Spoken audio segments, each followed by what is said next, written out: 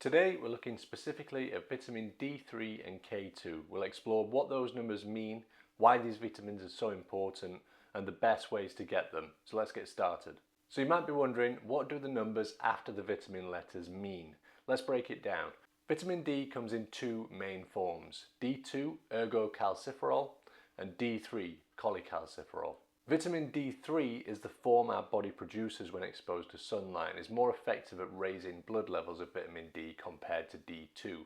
Similarly, vitamin K comes in two forms: K1, phylloquinone, and K2, menaquinone.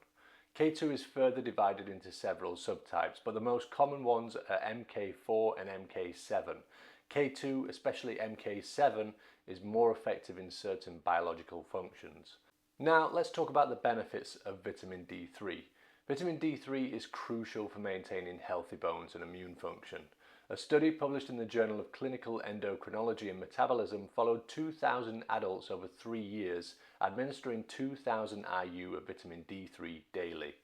The results showed significant improvements in bone density and immune function compared to the placebo group.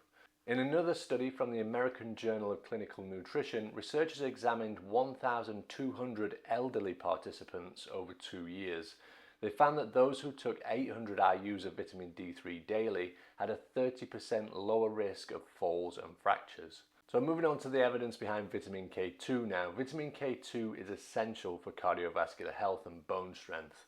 A landmark study in Osteoporosis International included 244 postmenopausal women who took 180 micrograms of vitamin K2 MK7 form daily for 3 years. The study showed significant improvement in bone mineral density and bone strength. Another study published in Thrombosis and Hemostasis involved 564 participants over 4 years. They found that those taking 45 micrograms of K2 daily had reduced arterial stiffness, indicating better cardiovascular health. So why take vitamin K2 with D3? When you take D3, your body absorbs more calcium. Without enough vitamin K2, this calcium could end up in your arteries instead of in your bones, leading to cardiovascular issues.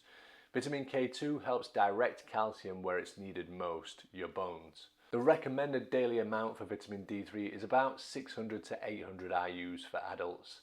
Though this is a modest amount in reality, the best way to understand what dosage you should be taking is to regularly monitor the vitamin D levels in your blood. You can find finger prick based tests online to test your D levels. This way you could perhaps start the recommended dosage and see how this affects the D levels in your actual blood. I personally have to take 3,000 IU daily as a supplement. I've linked to this particular one in the video description below. It's a Now Food supplement, very cheap, and I ran it through the core ingredient testing at Verifier lab, and it came in almost bang on the dosage mentioned on the packaging. I've linked to Verifier lab's core ingredient testing in the description also if you were interested in testing any of your own supplements. I also get lots of vitamin D in my diet, and this just maintains mid-range D levels in my blood. Everybody's different and absorbs vitamin D at different levels, so it's really important to understand your individual needs, and the only way to do that is to get them tested regularly. For vitamin K2, 90 to 120 micrograms is generally recommended daily. I personally opt to sit below this somewhat at a dose of 45 micrograms of MK7 form K2, the low dose variant from Life Extension. I've linked again to this in the description of the video below. K2 is a little more difficult to test than vitamin D, meaning to test your levels you would require a venous blood sample, something I'm not personally a big fan of. So instead of monitoring my K blood levels, I opt to take regular finger prick tests on blood clotting factors, just to make sure that the K supplementation doesn't affect my blood clotting ability in a negative way. It also allows me to monitor this the other way, since supplements like high dose fish oils that I take daily can thin the blood and reduce blood clotting factors. So it's a good check just to ensure that the supplement doesn't swing you too far in either direction. Supplementation isn't the only option. You can also get these vitamins from food quite easily. Good sources of vitamin D3 include fatty fish like salmon, mackerel and tuna, as well as fortified foods like milk and cereal. For vitamin K2, consider natto, fermented soybeans, cheese and egg yolks. While supplementation is helpful, a balanced diet can also provide these essential nutrients. In conclusion, vitamin D3 and K2 play vital roles in our overall health, especially for bone and cardiovascular health.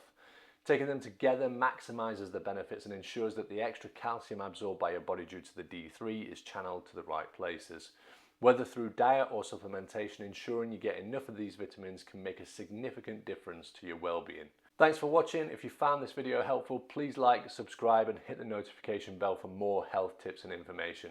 See you next time.